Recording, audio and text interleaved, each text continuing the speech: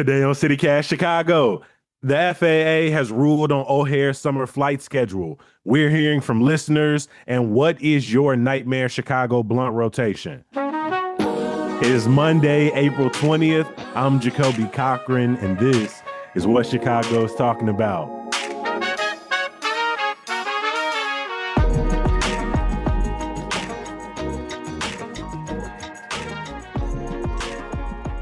Today's episode is sponsored by ComEd, and if you're looking for rebates or discounts on energy-efficient products, you can find them at comed.com/home savings. I'm joined by executive producer Simone Alicea. Always good to have you on the podcast. Hey, Jacoby. We've also got CityCast Chicago contributor Lee John Greco back in the building. How you feeling? Hey, I'm good, Jacoby. Thanks. For everybody listening, we appreciate y'all making time. As you know by now, we are in the thick of inviting folks to become CityCast Chicago neighbors. There's just 1 week left to take part in our spring membership campaign, which means there's only 1 week left for you to get our beautiful blue pennant. But that's not the perk we're focusing on today. Today, we are going to look into our neighborhood shoutouts. Neighborhood shoutouts are a great perk. I love this. You see them most frequently in our newsletter, but basically what it is when you become a CityCast Chicago neighbor, you go to membership.citycast.fm/Chicago. You pay the $10 a month or $100 a year, and you get the opportunity to shout out local businesses that are really meaningful to you. I've gotten some great recs from shout outs that some of our neighbors have shared. And then I've also had the pleasure of seeing some of my own favorite places reflected back to me. A neighbor recently shouted out Q Ideas, which is a plant shop on Argyle that I love. It's where I got the only plant, one of the only 2 plants I've ever kept alive for any period of time. It's connected to Habayo, which is a relatively new coffee shop, which I also love and will shout out myself. And they've got my favorite breakfast sandwich, which is the banh mi croissant. We're on the show all the time talking about places in Chicago we think you should check out and we think you love. And this is just such a great opportunity to share some other spots that we haven't even thought of or, to be validated in our decisions, I guess. And so to get a chance to offer those shout outs along with all the other great perks that come with membership, right? Ad-free listening, invites to members-only events, that pennant Jacoby's talking about. You can get it by going to membership.citycast.fm/Chicago. You mentioned these neighborhood shout outs, which again, we are going to blast to every single person who gets the newsletter. People are going to hear on the podcast. And like us, it has a lot of range. We done already got dance studios, brunch spots, a Thai restaurant, a Laotian restaurant, and so many nonprofits and organizations making this city a better place to live. And so as Simone reminded you, membership.citycast.fm. Dum-dum-dum. Y'all, let's jump into the stories today. The last couple of months, we have talked a lot about Chicago's airports, right? From the government shutdown that left TSA without paychecks, you had ICE being sent there to loiter in terminals, ongoing construction at O'Hare, and then there's this beef between American and United that's gone public. Lee, you have been here for so many of these conversations, and as we prepare to head into some of the busiest travel months of the year, United, American have announced wanting to set a record number of summer flights. It looks like the FAA has come in here and said, hold on, slow down. What's the latest? Yeah, Jacoby, I almost feel like a broken record because I've come on this show so many times to talk about drama at O'Hare. But here's the latest. So just to recap a little bit, I think the last couple times that I have come on the show, we talked about how busy O'Hare is, and the city was kind of lauding O'Hare as, oh, we're the #1 busiest airport in the country. We're finally busier than Atlanta. Now it seems like back on our throne.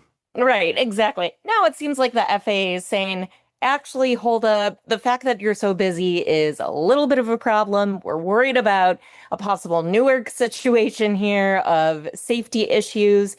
Apparently, less than 60% of flights ran on schedule at O'Hare. So that is the reason why the FAA is saying, hey, we're going to clamp down on the number of flights that are coming in and out of O'Hare. They are going to limit that to 2,708 a day from May 17th to October 24th, which of course is kind of the busiest time of year for travel. hmm I'd love to understand, maybe it's not a disconnect, but why the FAA ruled on this, because United and American have already, I imagine, sold some of these tickets, had already publicized that they were planning to, take summer flights up another 15%. Why did the FAA say, I don't know if that's the best idea? Yeah, again, when you have so many of these flights that aren't running on time, you have congestion at the airport. You also have the ongoing construction at O'Hare as well. That creates a lot of possible problems. We've seen more crashes in recent years as well. So I think the FAA is trying to be much more considerate about any potential safety hazards here. And then, of course, I think, as I mentioned before, you have American Airlines and United Airlines beefing about who caused this problem, right? So United is saying, hey, American, you guys ramped up your flights too quickly. And meanwhile, American is saying, no, United, you guys are being greedy. You ramped up too many flights. So I think it was United CEO Scott Kirby who said that the FAA is coming in to, quote, play dad here and basically say, like, okay, well, we're gonna tamp this down, and now we are going to tell you how many flights you can actually have in and out of this airport. I think it's so interesting because like the statements that United and I was just American gonna made say. in response to the move by the FAA is because I guess I kind of expected the story to be like them being like, oh, government regulation is keeping us from, having all the flights we want and you're going to keep us from making money. But instead they both came out and they were like, so the United statement was like, hey, this is a quote solution that makes sense for everyone who cares about O'Hare's success. And then the American statement said the company is quote, pleased to have secured a sufficient level of flights through the FAA's process to operate a successful hub at O'Hare this summer. And then sort of secretly behind the scenes, meanwhile, you've got Scott Kirby meeting with government officials about like trying to float the idea of a merger with American. Yeah, it's very confusing. Honestly, when I saw the news that this merger was going to happen, I thought I was hallucinating for a second. Like, am I Mhm. am I going crazy right now? Because like they have been at each other's throats for the last couple of months now. And this is really interesting. So apparently, United CEO Scott Kirby had a meeting back in February with Trump where he floated this idea of the merger. When you talk to competition experts, antitrust experts, of course, they are going to say that a merger like this, which would create, a mega airline, one of the The biggest world's airlines. largest airline.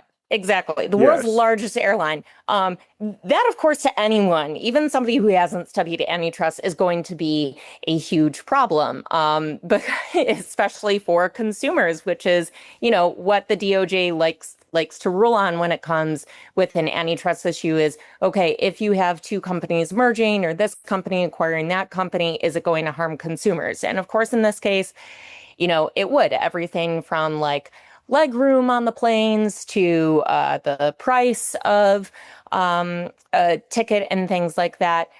And in the past, in the recent past, even, we have had other mergers that fell through. So during the Biden administration, of course, you had the Spirit Frontier merger, which fell through. Now, that, of course, was under a stronger antitrust regime under the Biden administration.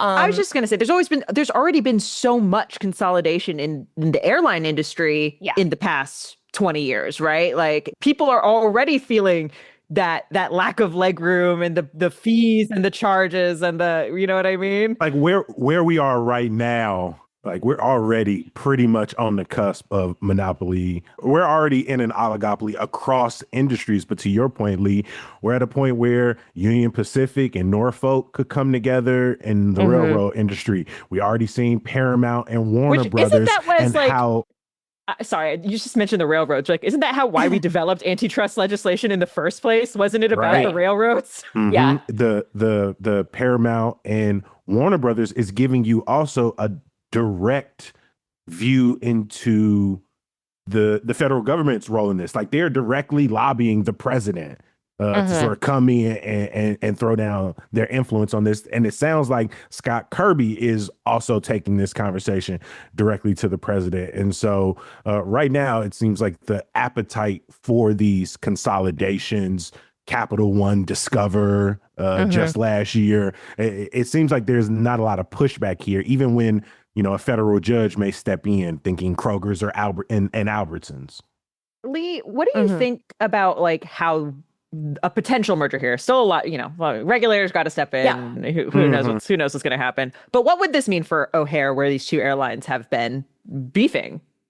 Yeah, well, I feel like every time I've talked about O'Hare and why it's, why people think it's such a great airport is because it is a dual hub, right? So many airports across the country are usually just like, okay, this is a United hub, this is an American hub. But the fact that O'Hare is a dual hub means that there is more competition. So generally that means that you can like get a cheaper flight there.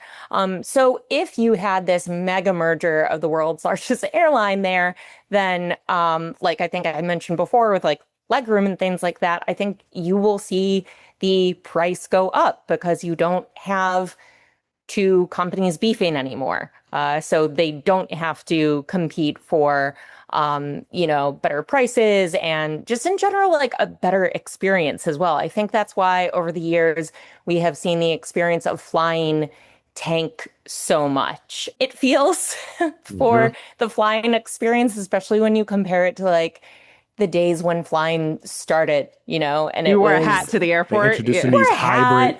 Yeah. They introducing standing room only seats, it feels like. Oh, yeah, those weird those ones that are like the leaning ones. Free bags are out of here. Yeah. I listened to all of this and I'm like, nah, I might drink on the job too. I might. Pretty chaotic. The chaotic place to work. It's absolutely. Yeah. Which brings us to the other story that we wanted to talk about today. So the city's Office of Inspector General, they had one of their last reports that came out, and this one is a real doozy. They had an investigation that detailed numerous instances of alcohol consumption by airport employees during working hours. So yeah, they were drinking on the job. The other crazy thing about this is that not only were the workers drinking on the job, it wasn't like the workers were just like sneaking out while the boss was away and going to a long lunch and having a couple beers.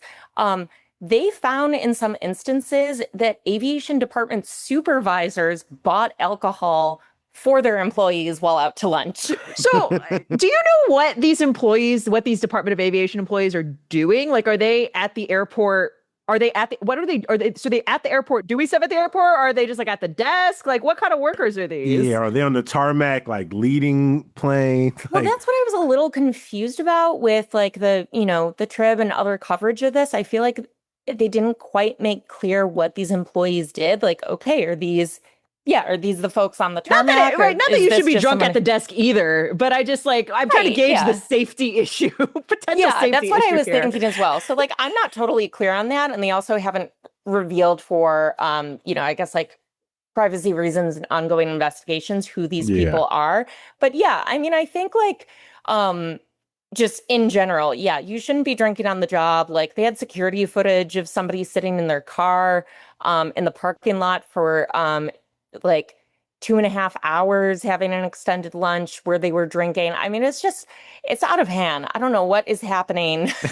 They was going to the gym. They was going to parties. They was coming back just to clock right out, which I read the story and I was like, obviously this is happening in workplaces everywhere in every industry. It is not happening at CityCast, Jacoby. You don't know what's in this tea right now. We definitely did a Malort episode where I drank that thing on But that was camera. that was for work. That's entirely different. We drink for work, not drink at work. But that's what's wild is that the whole point of the report is that there was evidence of it and nothing happened. Right. Most of these people seem to still be working. Here's the one thing I thought of, which like I'm kind of half kidding about this, right? But like all these people, like all these bosses and everything complain about like, no one wants to come to work anymore. And like, you got to bond with your colleagues. You can have either or, right? You can have people bonding with their coworkers. Sound like they was Don Drapering it up. Every time you come in the office, it's like, can I get you something? Martini lunches. Can I get you something? But that's why it's important to know what was the job that these people Yeah. were supposed to Right. do? Because, Yeah. could Don Draper, can you write an ad after 3 martinis? Okay, maybe, sure, I think you whatever. write a better ad after 3 martinis. Potentially, but like, are you dealing with like logistics of an airport? Even if you're behind a desk, but you're dealing with like numbers and like, arrivals, or you're trying to you understand what I mean? Like data, and out, like Department of Aviation is where we get all this data about Yeah. like how many takeoffs and landing. You know what I mean? Like, Right. it's important stuff.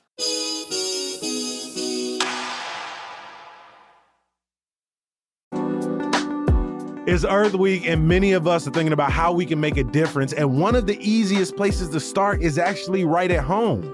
And it may come as a surprise, but ComEd is finding ways to make it easier to go green. We're talking modern heat pumps that cool your home with less energy, smart thermostats, electric clothes dryers, and induction cooktops. Whether you rent or own, you can start upgrading and start saving. It's a great way to modernize your place, lower your energy bills, and do something good for the earth all at the same time. Make your Earth Week resolution one that pays you back. Visit ComEd.com/home savings to see how easy it is. Again, that's ComEd.com/home savings. The weather is finally warming up, and maybe you like me and you dreaming about getting away, right? Maybe getting outside your comfort zone, taking a break, relaxing by some water, seeing something brand new. But what if I told you you ain't gotta go quite as far as you think to accomplish all of that? That's because Illinois is literally in the middle of everything. We can get out in nature in breathtaking state parks and an epic national forest for hiking, biking, all around adventuring, or explore Illinois' small town charm, or visit some of the state historical sites like Lincoln's Crib, or maybe embark on the ideal road trip celebrating 100 years of Route 66 with giant attractions along the 300-mile route. Or maybe we just go ahead and kick back in Chicago. Finally take in the lakefront, the museums, the shows we promised ourselves we're gonna do all year and never get around to. However you're looking to get away, even if you stay at home, find just what you're looking for and a little more at enjoyillinois.com. Last week, we had some great conversations. We wanted to bring our listeners in, and some of y'all delivered. We got some good texts on places y'all wish y'all could reopen.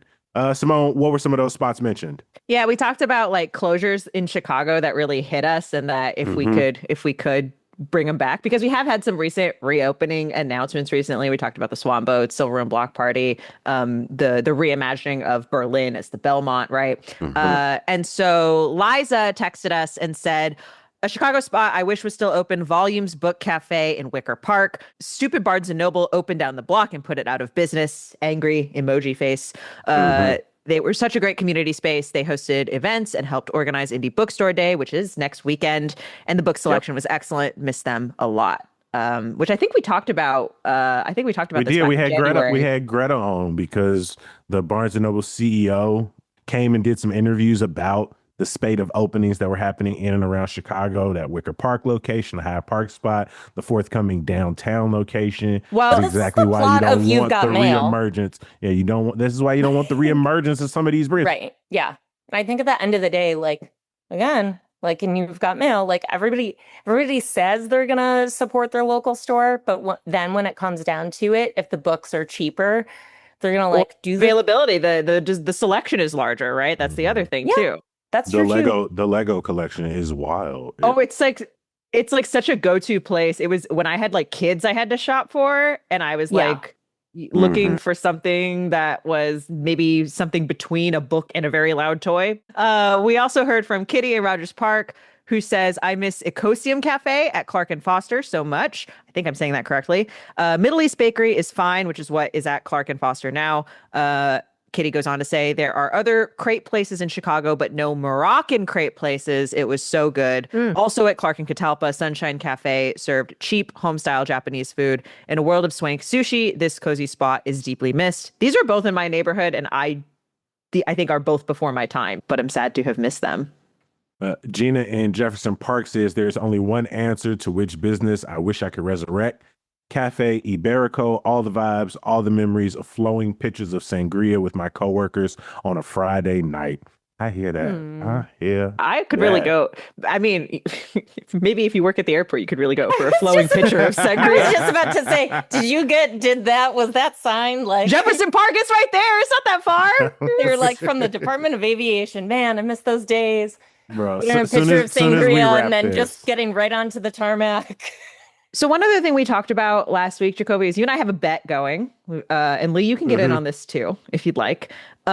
We have placed a wager on when we think the last cold day of the season is. Oh, And the way we're defining cold day okay. is a day where the high is under 50 degrees, between then and September. September is we're considering the end of the season between whenever that is Yeah. and September. And Jordan and in Lincoln Park put forward a day, say they're calling May 4, which is very soon. They May Way 4. too early. So I think the Jacoby, you said May 17. Mhm. I said May 23. Lee, do you want to put forward a June date? 1st. June 1? June 1, literally last year.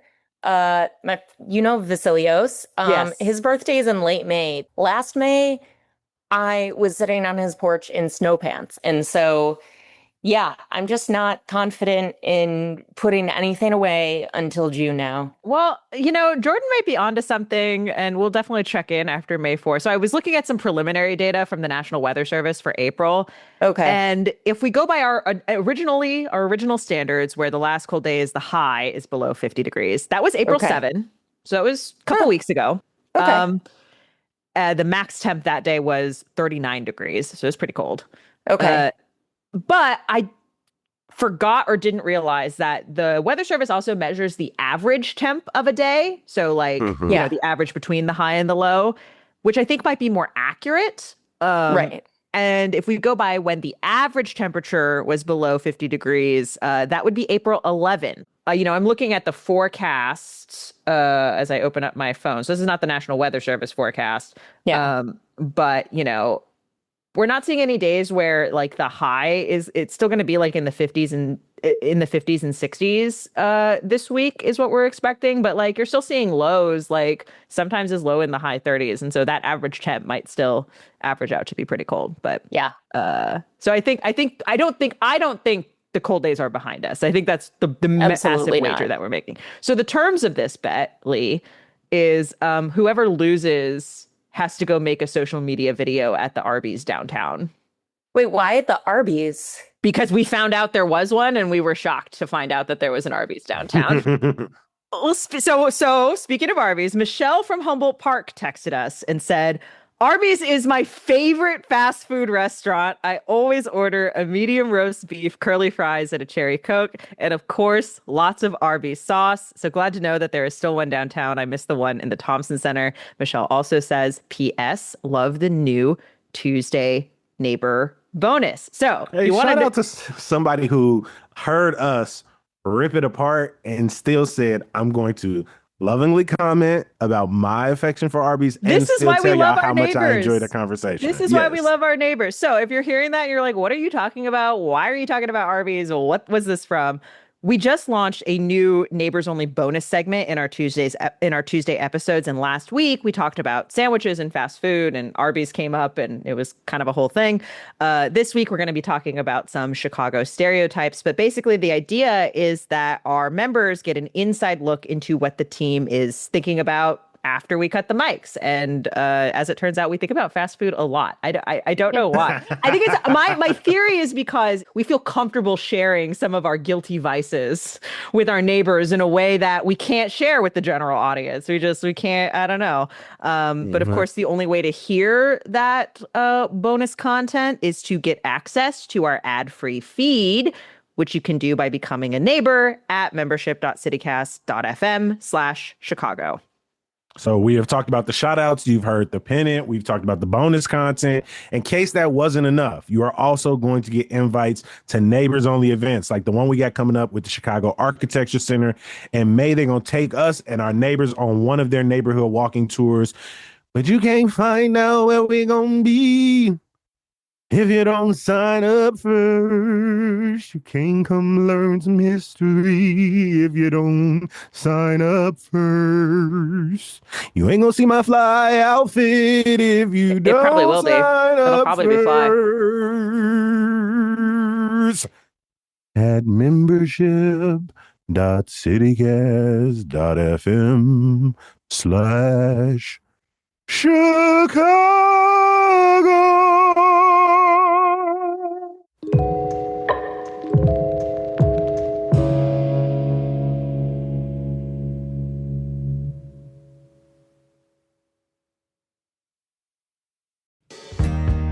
Hey, it's executive producer Simone Alicea here, and you might have heard it's our spring membership campaign. And so you've probably heard us talk about how becoming a neighbor for $10 a month is really important to help CityCast Chicago keep bringing you the stories you love. But I also want you to know that if you join today, you're going to get some merch out of it. This time around, we've got Oxford pennants. You might have seen them on Instagram, these beautiful wool felt pennants that you can hang to show your pride for Chicago and for CityCast, because they made one special just for us. It's that beautiful CityCast Chicago blue. It's got the Sears Tower on it, and it says, "I live here on purpose." We picked the tower because it's something you can see no matter what part of Chicago you stay in, and you can hang it wherever you want to remind yourself that you love this city and that you're in good company. Plus, when you become a CityCast Chicago neighbor, you're also getting ad-free listening, invites to members-only events, and more. But you have to join before April 24th to get the pennant. You can do it at membership.citycast.fm/Chicago. That's membership.citycast.fm/Chicago. We'll see you around the neighborhood.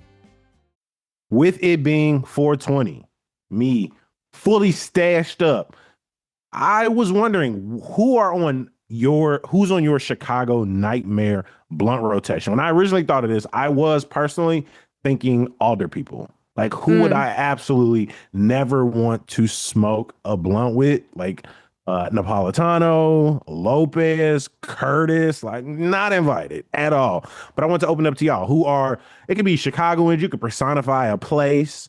We were also talking about if the CTA L stops was all people, which one of those wouldn't you want in your blunt rotation? My first one was, I said, the Addison Red Line, and particularly during this time of the year. They seem like more of a cocaine crowd. But it's like above ground. Anytime. But you have to imagine it personified. Imagine it personified, Lee. That's the trick. Yeah, the person that like the manifestation of the Red Line Addison. Yes. Yeah, I agree with you, Jacoby. Addison is also on my nightmare blunt rotation, I think, as far as CTA stops go. But Lee, you seem to disagree. It's like every time I step on the red line, it is a nightmare blunt rotation. Like literally somebody is rotating blunts, or squares or whatever it is.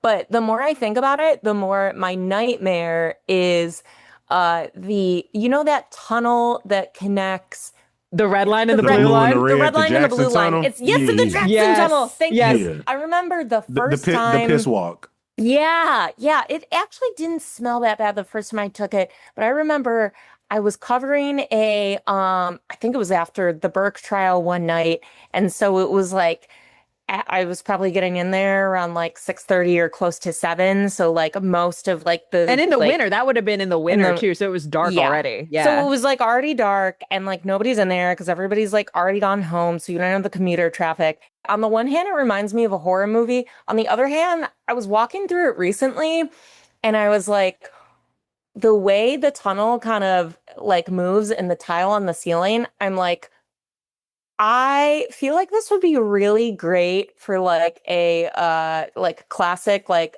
Spike Lee Dolly. Dolly like shot, where Dolly like shot, a one take shot where you're like, because it's like it feels like it's coming, like it's the tunnel's coming at you. But yes, that would be on my nightmare blunt rotation. I hate that spot. As far as people, I do think Maria Poppins would be on my nightmare blunt on rotation. Your nightmare blunt rotation because she'd show up in like a crazy, like outfit or something, and just like, I don't know. I think there's probably a lot of people for whom that's on their dream blunt rotation.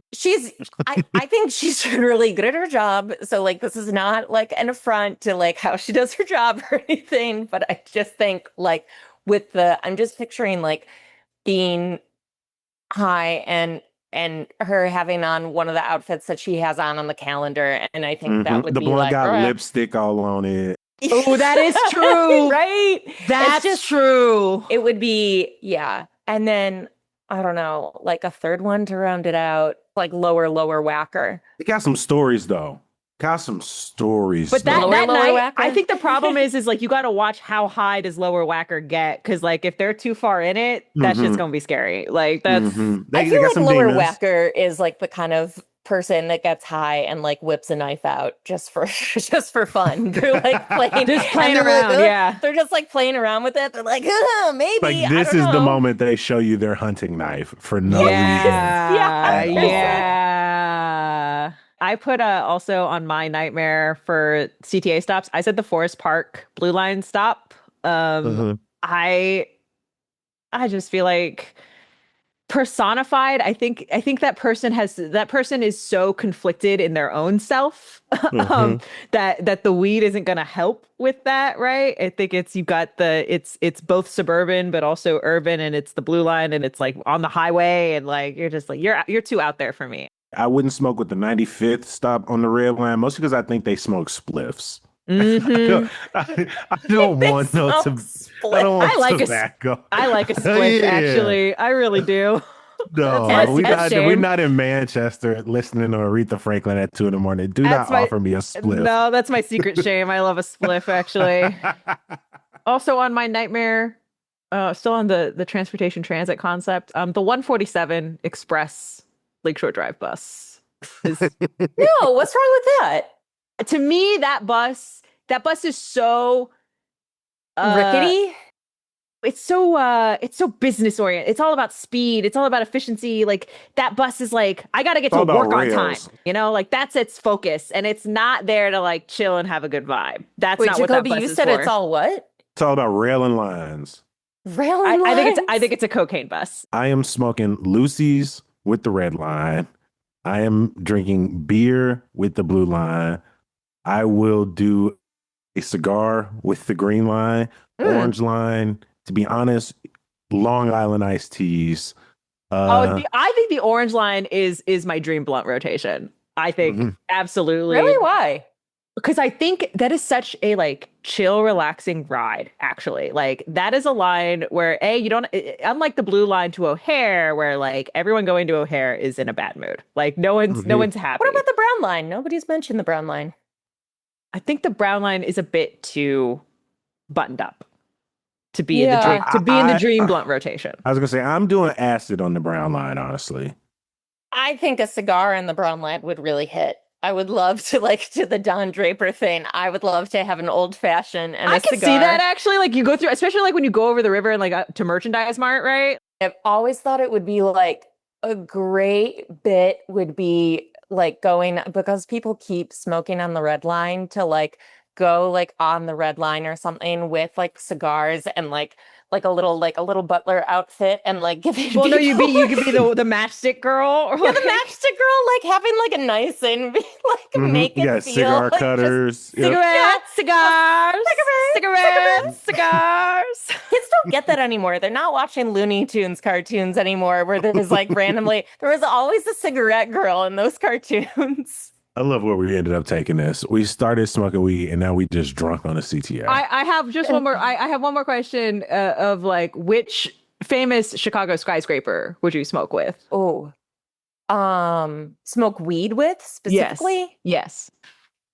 That's a good question. Ooh, Because I think it's got to be the Carbide and Carbon building. Personally, That was my first thought, but I think it's too bougie. old-fashioned. You think Yeah, it's too it's bougie? Yeah. That's fair. I can see Yeah. it. I can see it. Like that building is smoking those long, like with a They have cigar that holder. Yeah. Yeah. That's where I was going. Or Yeah. if they are smoking, they want like one hitters and think blunts are so wasteful. Yeah. I can't smoke a whole blunt, so maybe that's. I feel like it's that's the just me. old Tom, even though it's not a skyscraper, but I feel like the old Thompson Center Nothing would do it. You know, Yes. any postmodern building, to be honest. Aqua Tower is probably mine. Just my thing. That's a nightmare because it has the part that's the one that has the wind part, The right? blow through is in the St. Regis building. That's in the St. Regis. The Aqua Tower is just the wavy one. Oh, it's just the wavy one.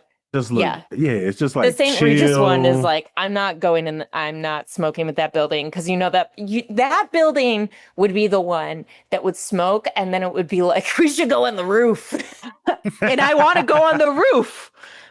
For what it's worth, Marina Towers, like the idea of all in one, you can bowl, you can get your munchies, and you don't even got to leave a building really. Like that's a great Marina Tower is a great spot for like zombie apocalypse building. You know who absolutely does hate you and I would never smoke with? Mr. Chambers, the State Street preacher. He hates us all. And I don't think he'd ever want to smoke a blunt with any of us. I don't think it'd be fun for any. I think no one would be having fun. He wouldn't be having fun. I wouldn't be having fun. And we're all going to hell. So, and we're all going to hell. Please, please, please reach out to us at 773-780-0246. We want to know, what is your nightmare Chicago blunt rotation? If you got other closures that broke your heart and you want to tell us about, please reach out to us and you may end up hearing it on the podcast. I want to give a huge thank you to our guest today, executive producer Simone Alisea. Hey, thanks, Jacoby. And CityCast Chicago contributor Lee John Greco. Thank you again, Jacoby. As our spring membership campaign continues, we want to thank our newest neighbors who just joined, including Leah S. and Danielle Z. I also want to show some love to another neighbor, Natalie C., who told us why she loves the podcast. I listen to CityCast Chicago every morning as I'm getting ready for the day. Thank you to the team for bringing me relevant Chicago news, from the serious to the joyful. It is a really good mix to stay informed about things happening around the city. I'm going to be honest, that reads exactly like some of our PR messaging. So I know if you hear now, you're like, did they write that themselves? Because it sounds like that's exactly what they're trying to create over there. No. We are just accomplishing our goals. Again, thank you, Natalie. And if you're trying to get like Natalie, Danielle, Leah, become a CityCast Chicago neighbor. It's just $10 a month or $100 a year if you want to save a little. And if you join in the next week, you also go and get our beautiful limited edition, one-of-a-kind pennant in Chicago blue. It's got the Sears Tower on it, which honestly, nightmare. I feel like the Sears Tower might hold the blunt too long. It feels like it might hold on a little bit too long and tell war stories. I don't know. The pennant also says, I live here on purpose, because isn't that the truth? Again, you can get all of this at membership.citycast.fm/Chicago. Something you're gonna only get on the podcast though, some good news. Earth Day is Wednesday, and we've got plenty of events for you. Grow Greater Inglewood is hosting their Earth Day community kickoff from 11 to 2 at the Inglewood Village Plaza on 58th and Halsted. There's an Earth Day clothing swap at Uptown Rhythms and an Earth Day cleanup at 31st Street Beach. Kobe, where can I find links for all of these? Either in our show notes or at chicago.citycast.fm on our events calendar. We are going to be back bright and early tomorrow. We'll talk to you then. Stay safe out there. Peace.